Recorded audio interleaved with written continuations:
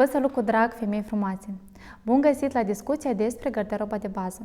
Aici o să scoatem stereotipurile despre ce că baza este pentru fiecare aceeași, nu este adevărat, dar cu siguranță în această lecție o să vă regăsiți în anumite articole și o să înțelegeți ce vi se potrivește vouă. În primul rând, vreau să cunoașteți că baza nu înseamnă articole plictisitoare.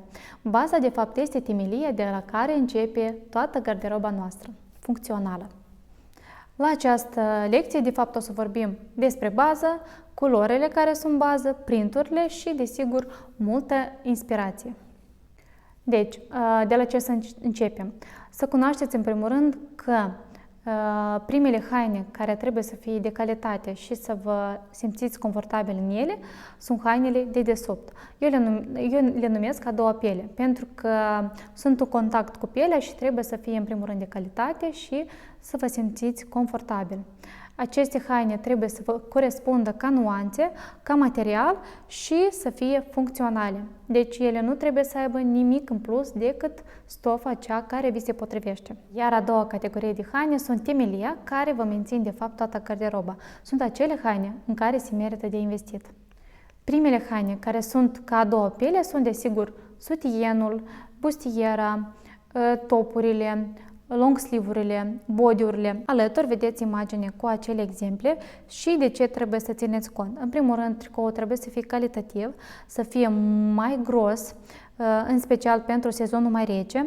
Trageți atenția la terminații, să fie cusătura bună, să aibă cusătură pentru că multe articole nici nu le au și evitați-le. Țineți cont și de decolte, dacă aveți gâtul scurt, optați pentru un decolte V sau pătrat. Dacă aveți gâtul lung, puteți opta și pentru gâtul rotund. Și, desigur, bustierile trebuie să fie comode. Evitați push-up-ul, adică îl folosiți doar acolo unde este necesar. Dacă aveți sânii frumoși, accentuați prin decolte pătrat. Și nu uitați că non-culorile trebuie să fie, în primul rând, alb, gri, negru și deja din culori bej, neapărat. Așa. Alături vedeți și exemple de ținute, cum încadrăm aceste articole. Observăm în prima imagine un tricou alb, o maletă, vedem un tricou gri sub un pulover, tricou negru, vedem imagini cu bustierele, cum se poartă, cum se văd sub haine, sunt la fel foarte importante aceste aspecte. Bustiera trebuie să fie calitativă, să nu fie transparentă. A doua parte de haine care sunt bază și eu le numesc a doua piele sunt, desigur, cămășile, bluzele. Observăm în imagini alăturate exemple de bază, cămașa albă, neagră, albastră, în dungi. Desigur, depinde mult forma care vi se potrivește, dar aceste imagini sunt bază și în majoritatea cazurilor o să vi se potrivească. Deja o să țineți cont de tonalitatea culorilor. Observăm și în ținute cum arată baza, și anume cămășile, cât de bine le puteți combina. Desigur, multe straturile nu sunt pentru fiecare, dar ca o alternativă, dacă sunteți foarte suplă și doriți să vă adăugați volume, puteți opta pentru așa o ținută ca în prima imagine. Și vedem cămașa foarte bine în toate stilurile vestimentare, și casual, și elegant, și street style. Observăm aici o bluză de o culoare mentă, care la fel poate fi de bază, dar cu un mic accent. Așa, long sleeve-urile sunt de neînlocuit, în special în sezonul rece. Ce înseamnă de fapt long sleeve? Este un tricou cu mânică lungă, adică calitatea tricoului. De exemplu, și eu îl port acum, mă simt confortabil și știu că se arată bine în cadru. Iată, observăm câteva exemple, cum trebuie să arate un long sleeve. În primul rând, să nu fie foarte strâns pe piele. Pielea trebuie să respire și să se vadă aerul acesta în purtarea lor. Long sleeve-uri sunt în decolte rotund și V și pătrat și aici avem exemple și de malete sau le mai zicem helancă la noi. Observăm maleta mai strânsă pe corp, dar de asemenea să aibă respirație și maletele mai dimensionate. Avem și două exemple de pulovere, dar aici este foarte individual, depinde unde trăiți și cum vă simțiți voi confortabil. Vă arăt și câteva exemple de ținute cu aceste articole. Observăm long sleeve-ul și în linii, observăm long sleeve de tip polo, observăm și puloverele că pot fi combinate cu diferite geci și sacouri. Așa. Dresurile și leggingsurile sunt la fel ca a doua piele. De asemenea, trebuie să le avem în garderobă și să fie confortabile în primul rând. Este necesar să avem dresuri de culoarea închisă, 15, 20 de ani și 40 de ani pentru sezonul mai rece și de culoarea, observăm, ciocolata, cum este chiar și în trend și este mai versatil să le purtăm în această nuanță decât în nuanța nude. Și observăm și două perechi de leggingsuri, cei mai versatili sunt negri, care pot fi purtați de orice siluetă, dar depinde cum le combinăm. Dar dacă luați într-o stofă mai groasă, care nu vă afișează toate neajunsurile care le credeți voi, o să fie bine. Și dacă aveți, de exemplu, nu vă plac șoldurile voastre, alegeți deasupra să purtați ceva mai dimensionat, ca de exemplu un hanorac lung care să vă acopere șoldurile. Observăm și ținute, cum combinăm dresurile. Sunt foarte multe exemple. Aici avem cu fuste, cu cizme lungi și cu adidași. Alături vedem lenghi închiși cum îi putem purta, cu un pulover dimensionat și cu cizme foarte frumos, dar putem și cu ghete și cu botine și cu pantofi, dacă vrem. Alături vedem și o imagine cu leggings de culoare deschisă, cum sunt combinați și, desigur, rochile la fel sunt ca a doua piele, în mare parte. Aici vedeți exemple de rochii de bază, care pot fi ușor și combinate, dar trebuie să țineți cont și de silueta voastră. În special, dacă sunteți silueta clepsidră, nu uitați să accentuați talia. Dacă sunteți triunghi versat, adăugați volumul în partea de jos, rochile a silueta sunt pentru voi. Dacă sunteți silueta pară, rochile mulate pe corp foarte bine o să vă stea, iar dacă sunteți măr, să fie talia mai sus, să fie decolte V și un pic volum în partea de jos. Sau rochile drepte, de asemenea, vă pot servi. Pantaloni. Ce ține de colanți, vă mai arăt aici un exemplu și vedem diferite modele de pantaloni, cum ar fi cei clasici, care putem avea și caset cu un sacou, dar nu este neapărat, este ok să avem o pereche aparte. Vedem și pantalonii de piele, pot fi bază, dar depinde dacă vi se potrivesc ca stil, ca mod de viață, nu sunt pentru toți. Pantalonii beige, iar de tip clasic, blugii deschiși, pantaloni în carouri cu sacou sau fără, și o pereche de pantaloni maro. Aceste modele, ca forme, ca stofe, sunt bază, dar iarăși nu potrivite pentru toți. Deja depinde de modul vostru de viață, care l-am vorbit anterior. Blugii. Blugii sunt de neînlocuit, mai ales în secolul nostru. Majoritatea avem în garderobă și putem combina în toate stilurile dorite. Aici vedeți exemple. Țineți cont că blugul trebuie să conțină maxim 5% elastan, în rest trebuie să fie coton denim de calitate. Și deja ce ține de siluetă, blugii drepți se potrivesc tuturor, cei clasici, într-o singură nuanță. Dacă aveți șoldurile mari, evitați partea asta deschisă a blugului, evitați plugii foarte deschiși la culoare. Pentru clepsidră și pară foarte frumos se potrivesc blugii evazați, pentru triunghi versat blugii mam și cei skinny îi evitați. Aici avem două perechi de pantaloni sport, care la fel pot fi versatili, dar depinde cât de des voi sunteți în parc și cât de mare nevoie aveți de ei. Dar sunt din categoria bază. Ori îi cumpărați caset, ori separat, ei la fel vă pot servi. De exemplu, la mine sunt de nelipsit, eu port foarte fain cu sacouri și îmi place și mă simt bine. Fustele. Avem o imagine alăturate cu fuste de bază. Dacă sunteți scundă, evitați fustele până la genunchi sau care acoperă genunchii, deci ori fusta mini, ori fusta midi, dar despre asta să o vorbim în alt video.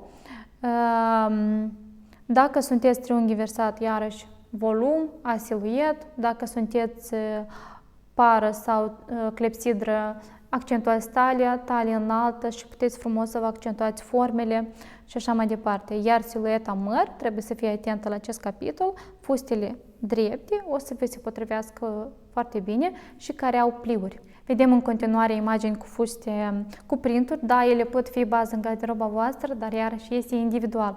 Dacă partea de sus voi iubiți să fie uniton, atunci jos puteți să adăugați printuri. Însă, fetele care au șoldurile evidențiate, să evite printurile mari, optați doar pentru floricele mici sau pentru carouri mici.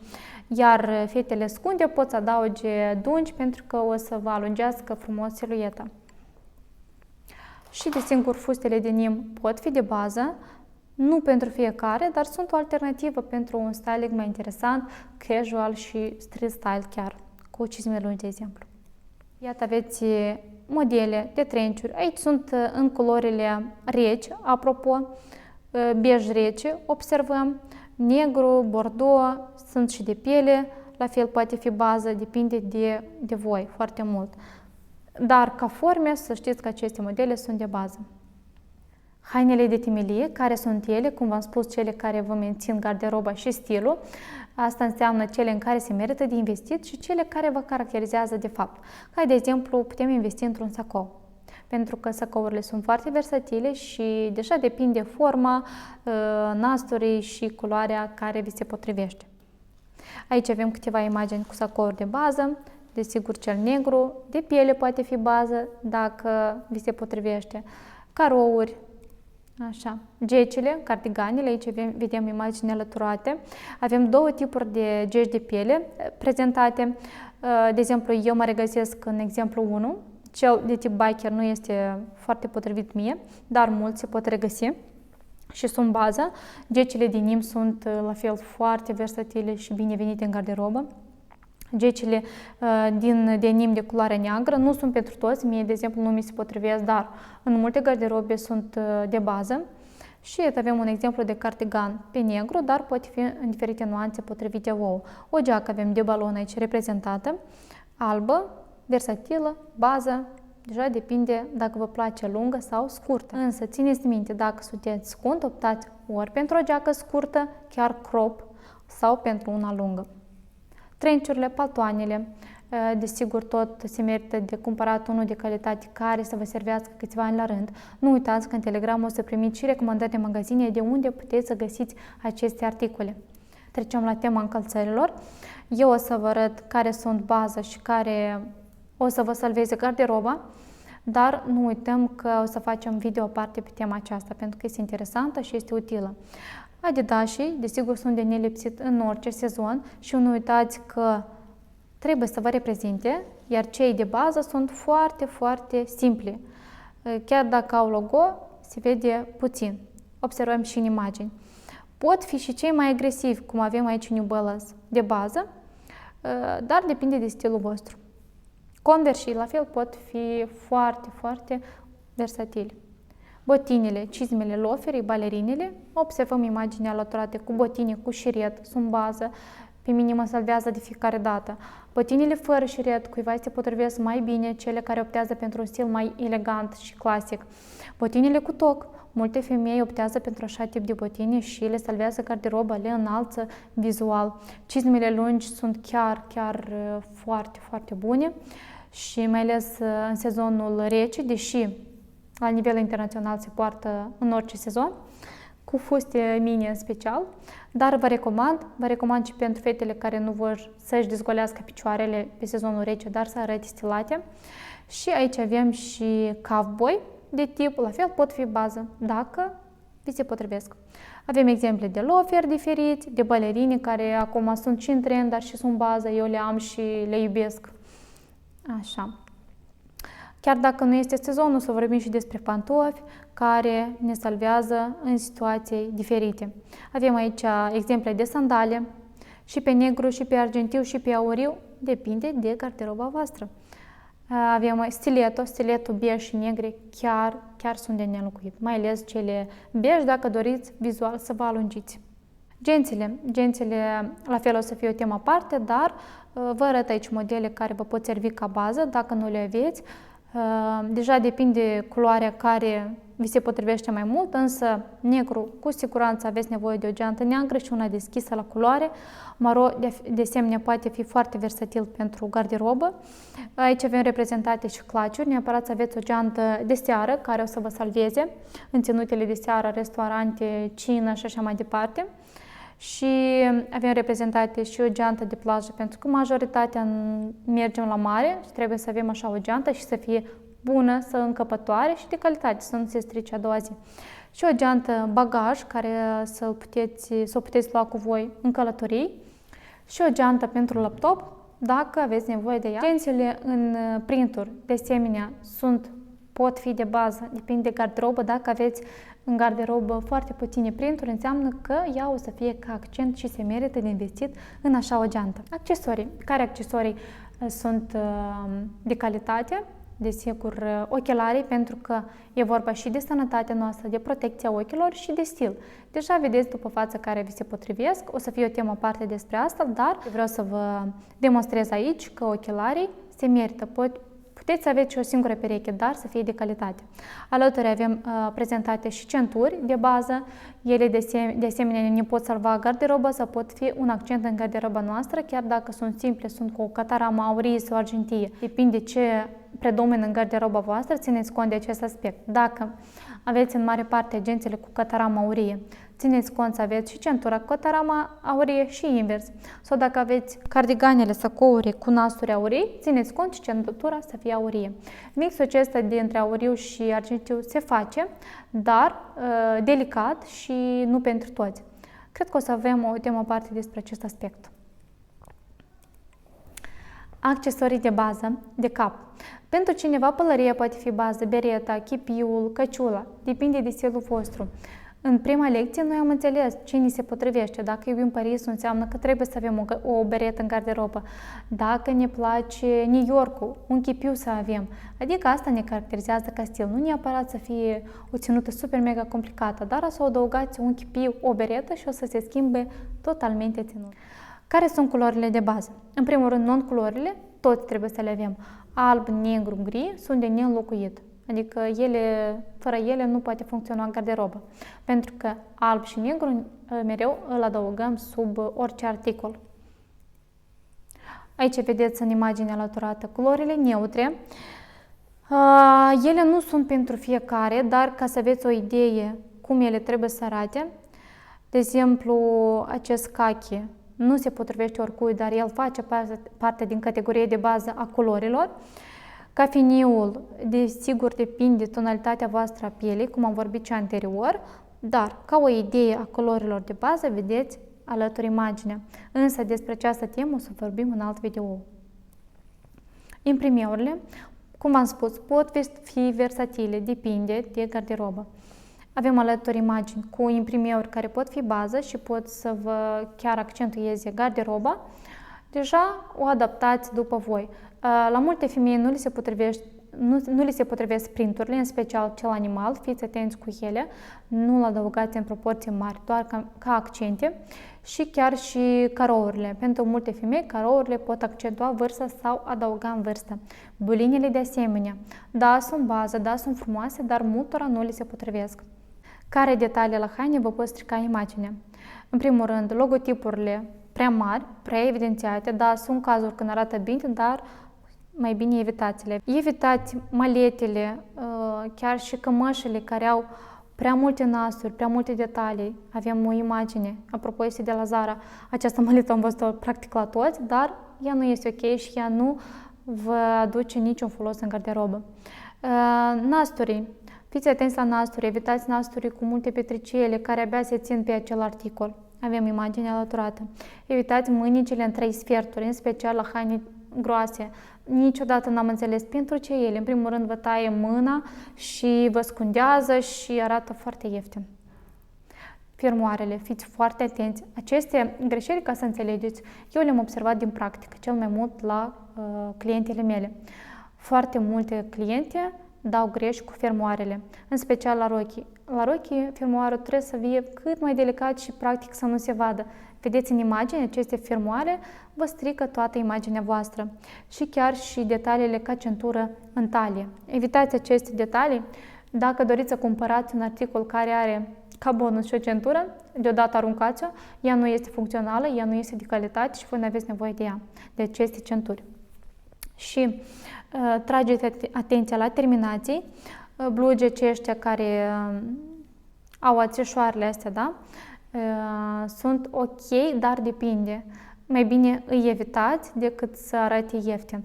Avem o imagine alăturată cum arată rău. Adică dacă și să nu fie terminație, să fie acele mici firișoare atente decât acele multe ațe. Și însă și tăieturile la blugi, fiți atenți cu ele, ori să fie de calitate, să arate bine în ținute street style, ori deloc. În mare parte nici nu avem nevoie de aceste rupturi. Și trageți atenția când cumpărați un sacou, să aibă nasture, dacă el nu are nasture, el nu este sacou, el nu este funcțional. Trageți atenția la mânică, mânica aceasta de tip, eu zic de tip garmoșcă, evitați-o, ea nu este actuală, ea este antitrend și dacă nu vă place când mânica este lungă, pur și simplu faceți natural voi acest detaliu.